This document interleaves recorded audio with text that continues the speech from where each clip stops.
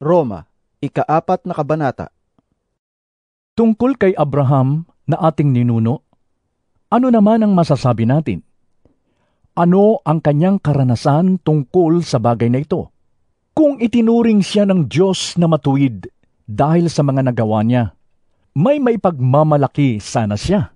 Ngunit wala siyang maipagmalaki sa paningin ng Diyos. Ano ang sinasabi ng kasulatan? Si Abraham ay sumampalataya sa Diyos at dahil dito, siya ay itinuring ng Diyos na matuwid. Ang ibinibigay sa taong gumagawa ay hindi itinuturing na kaloob, kundi kabayaran. Ngunit ang hindi nananalig sa sariling mga gawa, kundi sumasampalataya sa Diyos na nagpapawalang sala sa makasalanan, ay itinuring na matuwid ng Diyos dahil sa kanyang pananampalataya.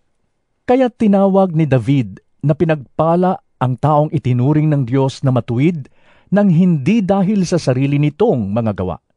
Sinabi niya, Pinagpala ang mga taong pinatawad na ang pagsuway, at ang mga taong pinawi na ang mga kasalanan. Pinagpala ang taong hindi na pagbabayarin ng Panginoon sa kanyang mga kasalanan. ang pagpapala kayang ito'y para lamang sa mga tuli? Hindi. Ito'y para rin sa mga dituli.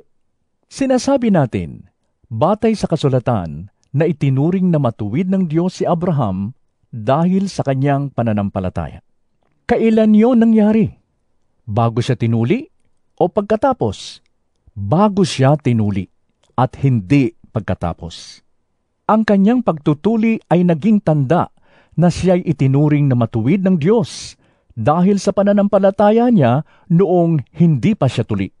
Kaya't siya'y naging ama ng lahat ng mga sumasampalataya sa Diyos at sa gayon, sila'y itinuring na matuwid kahit hindi sila tinuli. At siya'y ama rin ng mga tuli hindi lamang dahil sa kanilang pagiging tuli, kundi dahil sa sila'y sumunod sa halimbawa ng pananampalataya ng ating ninunong si Abraham noong bago siya tuliin. Ipinangako ng Diyos kay Abraham at sa kanyang magiging lahi na mamanahin nila ang buong mundo, hindi dahil sa pagsunod niya sa kautusan, kundi dahil sa siya'y itinuring na matuwid sa pamamagitan ng kanyang pananampalataya sa Diyos. Kung ang pangako ay ipagkakaloob lamang sa mga sumusunod sa kautusan, walang saysay ang pananampalataya ng tao at walang kabuluhan ang pangako ng Diyos. Ang kautusan ay nagdadala ng puot ng Diyos sa mga lumalabag. Ngunit kung walang kautusan, wala ring paglabag. Kaya nga't sa pananampalataya nababatay ang pangako upang ito'y maibigay bilang walang bayad na kaloob para sa lahat ng anak ni Abraham. Hindi lamang sa mga saklaw ng kautusan, kundi sa lahat ng sumasampalataya rin tulad ni Abraham, sapagkat siya ang ama nating lahat, gaya ng nasusulat, Ginawa kitang ama ng maraming bansa. ang pangakong ito'y may bisa sa harap ng Diyos na kanyang sinampalatayanan, ang Diyos na bumubuhay sa mga patay at lumilikha ng mga bagay na hindi pa nalilikha. Kahit wala ng pag-asang magkaanak, nanalig pa rin si Abraham na siya'y magiging ama ng maraming bansa ayon sa sinabi sa kanya, Sindami ng mga bituin ang iyong magiging lahi. Hindi nang hina ang kanyang pananampalataya kahit uugod-ugod na siya. Palibhasay, 100 taon na siya noon at ang kanya namang asawang si Sarah ay baog. Hindi siya nag-alinlangan sa pangako ng Diyos.